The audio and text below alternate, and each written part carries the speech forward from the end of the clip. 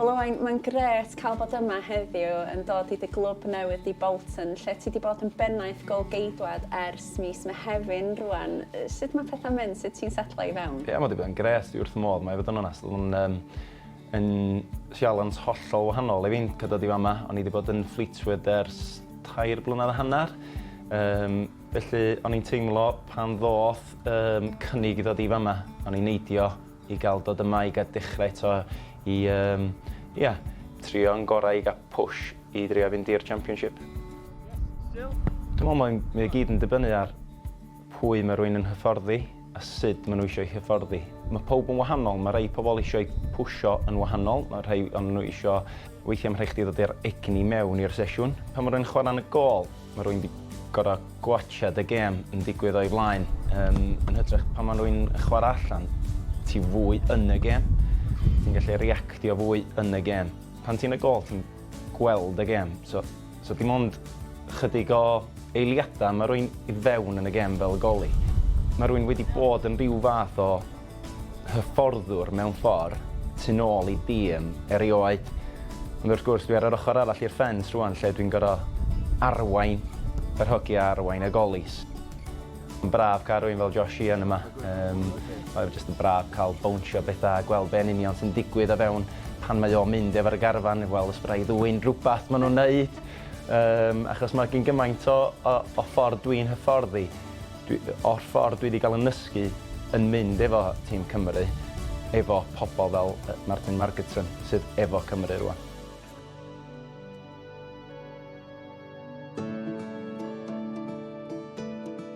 I lot ohonyn ni yng Nghymru, da ni hefyd yn abo chdi fel artist.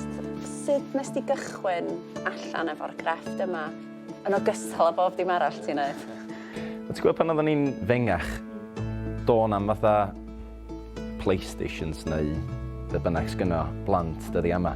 Yr unig beth oedd gynno ni oedd pêl ffwtbol a crayons neu fel tips neu pencils neu be bynnag. Fan'na mae wedi dechrau achos os oedd hi'n bwrw, ac oedd hi'n bwrw'n aml adre yn Dyffryn Nantlla, a bod hi'n bwrw gormod a bod hi'n cael bod allan gyda mam yn chwarae ffwtbol, o'n i'n dod yn ôl i tŷ a neud lluniau o funigoli neu lluniau pêl-droed. Dwi wedi peintio rioed. Ie, mae'n rhywbeth dwi'n licio gwneud mewn rhywbeth hollol wahanol i beth dwi'n gwneud o ddydd i ddydd neu pan dwi allan yn fan'na, achos mae'n ddau gontrast hollol wahanol dydy. Faint o gam oedd o i ti benderfynu i wneud rhywbeth fel hyn yn gyhoeddus?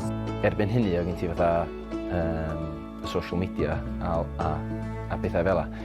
Ac wrth gwrs ti'n gallu rhannu efo bobl be di ddiddordeba di a yn amlwg peintio oedd yn un o'r bethau o'n i'n licio wneud.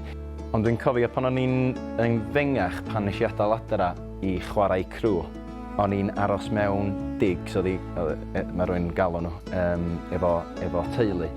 A o rai fi stopio peintio ac oherwydd o'n i'n cael gadael yng ngeir peintio allan.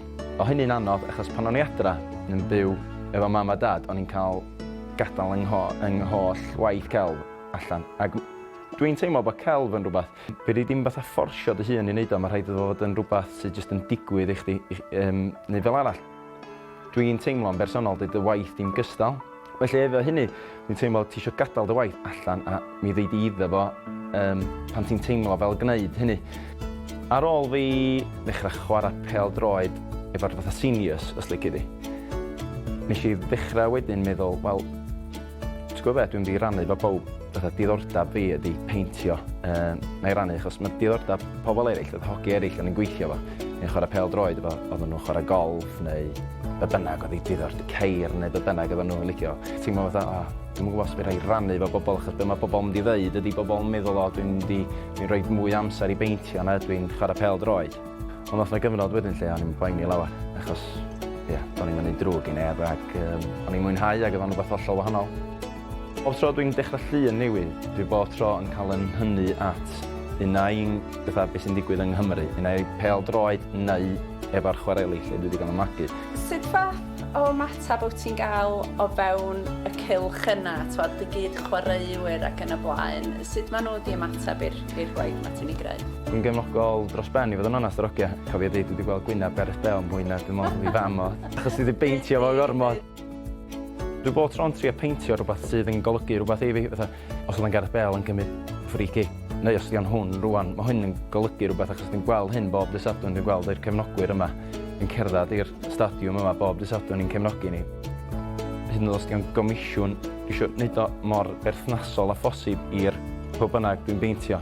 Dwi'n teimlo bod llun i fod i ddeu stori, a mae rhaid iddo fod yn berthnasol i bob bynnag sydd yn rhoi ar y wal. Felly, os na gomisiwn di bod gan Gareth Bale? Na, dwi'n dal yn disgwyl o ffonia. Come on, Gareth! Yeah, any chance. Mi fyddai fod yn peintio am 8 awr a mae'n teimlo fatha 5 munud. Ie, wedyn, dydy hanner awr bron i'n ddigon achos... Yn ymgoll. 8, mi wyt ti. Sydd yn braf. Ond mae wedi bod mor braf i ddod yma heddiw, i weld chdi ar y cae ymarfer wrth gwrs, ond hefyd bod chdi'n rhannu'r ochr yma hefo ni. Dwi'n gwerthfawrogi'n fawr iawn a mae wedi bod yn lyflu i dy weld di. Diolch i chdi am ddod yma.